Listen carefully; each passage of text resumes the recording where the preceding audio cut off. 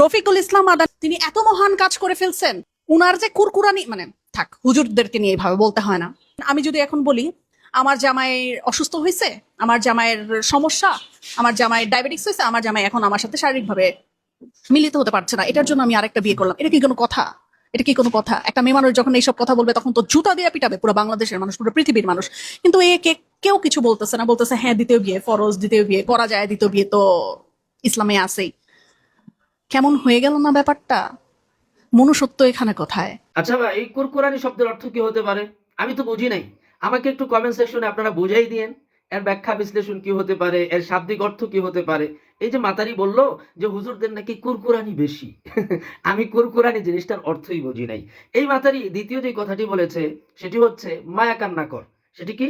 আমি যদি এখন বলি আমার হাজবেন্ড বা আমার স্বামী অসুস্থ, ডায়াবেটিসের সাথে সে পাঞ্জা উঠতেছে, সে মিলনে অক্ষম, তো এই ধরনের সিচুয়েশনে যদি আমি দ্বিতীয় কোনো একজন ব্যক্তিকে হাজবেন্ড হিসাবে গ্রহণ করি, তাহলে তো দেশের মানুষ আমাকে আচ্ছা মতো চুপড়াবে, চপ্পল দিয়ে। তো এই যে চুপড়াবে বলেই দিল সে, আবার বলতেছে এ ধরনের দাবি যদি করি। আরে মহিলা, তোর তো বোঝা উচিত আল্লাহ তাআলা কোনো মেয়ে মহিলাকে একাধিক বিয়ে বসার অথরিটি কোরআনুল কারীমে দেন নাই। আল্লাহর হাবিব রহমাতুল্লিল আলামিনও দেন নাই। সুতরাং তুমি তোমার অবস্থানটাকে পুরুষের অবস্থানের সাথে একাকার করতে চাচ্ছ কেন? এই একাকার করতে চাওয়াটাই তো তোমার জন্য বোকামি। কারণ আল্লাহ কোনো মেয়ে মহিলাদেরকে এই অথরিটি দেন নাই। প্রিয় ভাইয়েরা আমার, এখন কথা হচ্ছে যে এই মেয়ে মহিলা মায়াকান্না কেন করতেছে? মায়াকান্না করার পিছনে কারণ হচ্ছে এই যে একজন হুজুরে করলে দোষ, আর একজন হুজুর ছাড়া গায়রে হুজুর তারা করলে গুণ, তারা করলে আরাম। আচ্ছা, চলচ্চিত্রের জগতে যদি আমরা একটু যাই তাহলে দেখতে পাই যে প্রত্যেকটা নায়ক নায়িকা, প্রত্যেকটা অভিনেতা অভিনেত্রী একাধিক বিয়ের সাথে সম্পৃক্ত। একাধিক বিয়ে ছাড়াও কত ধরনের আকাম সাকাম যারা করেছে, করতেছে, করবে, অগণিত অসংখ্য হিসাব নাই। অথচ এই মাতারি বা এই মাতারি যেইসে মাতারি যারা আছে, এদের কি কোনোদিন দেখেছেন এই এডবিসির যে সমস্ত ব্যক্তিবর্গ আছে তাদেরকে নিয়ে কোনো প্রতিবাদ করতে, কোনো ধরনের নাক গলাইতে দেখছেন? দেখেন নাই, দেখবেনও না।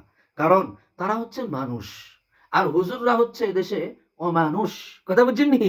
ইসলাম নিয়ে এদের চুলকানি, আসলে হুজুর নিয়ে চুলকানি না। তো প্রিয় ভাইয়ের আমার, এই মাতারি তৃতীয় নাম্বার যে কথাটি বলছে সেটি হচ্ছে কিন্তু একে কেউ কিছু বলছে না। কাকে? রফিকুল ইসলাম মাদানিকে কেউ কিছু বলছে না। কেন বলবে? আল্লাহ যে অথরিটি পুরুষদেরকে দিয়েছেন, সেই পুরুষদের মধ্য থেকে রফিকুল ইসলাম মাদানি একজন পুরুষ। তিনি মহৎ একটি কাজ করেছেন। তিনি এদেশের সমস্ত এথিস্টদের ঘুমকে হারাম করে দিয়েছেন। তোমার মতো এথিজমে বিশ্বাসী একটা মেয়ে মহিলার ঘুম পর্যন্ত হারাম করে দিয়েছেন। অবশ্যই এক্ষেত্রে রফিকুল ইসলাম মাদানি ধন্যবাদ পাওয়ার উপযুক্ত। আমি ধন্যবাদ জানাচ্ছি, সেলুট জানাচ্ছি। জনাব, আপনি মহৎ কাজ করেছেন। চতুর্থত, কেমন হয়ে গেল না ব্যাপারটা? কোনটা? মানে একাধিক বিয়ের আইন, একাধিক বিয়ের কথা আল্লাহ কোরআনুল কারীমে অবতীর্ণ করেছেন।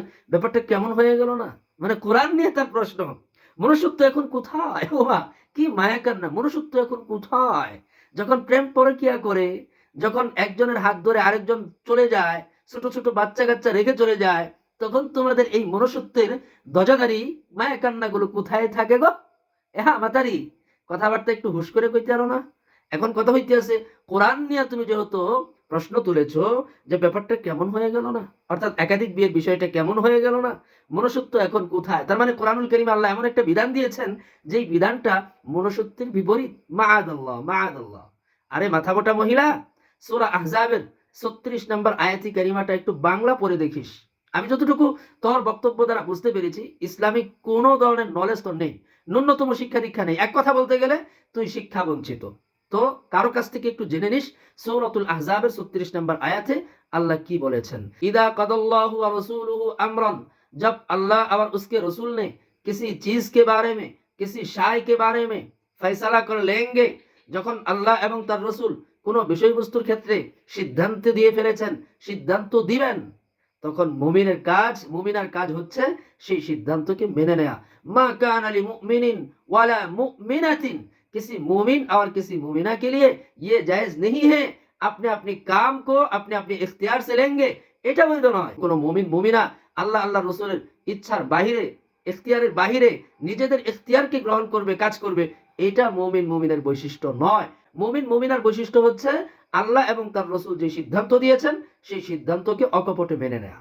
এখন তুই যে আপত্তি তুলেছিস, এই আপত্তি তোলার মাধ্যমে তুই যদি মুসলিমা মেয়ে হয়ে থাকিস তাহলে তুই ইসলাম থেকে খারেজ, তুই যদি মুমিনা হয়ে থাকিস তাহলে তুই ঈমান থেকে খারেজ। কারণ তোর প্রশ্নটা কি, মনুষ্যত্ব কোথায়? তার মানে কোরআনুল কারীমের এই বিধানটা মনুষ্যত্বহীন। মাআযাল্লাহ, মাআযাল্লাহ। প্রিয় ভাইয়েরা আমার, এক রফিকুল ইসলাম মাদানির দ্বিতীয় বিয়েকে আলোচনা করতে গিয়ে এই সমস্ত মেয়ে মহিলারা ঈমান হারা হয়ে যাচ্ছে। তাই বলছি এই বিষয়গুলো বেশি আকারে শেয়ার করা উচিত। ভালো থাকেন, সুস্থ থাকেন, আবার কোনো বিষয় নিয়ে আলোচনা হবে। আসসালামু আলাইকুম ওয়া রাহমাতুল্লাহ।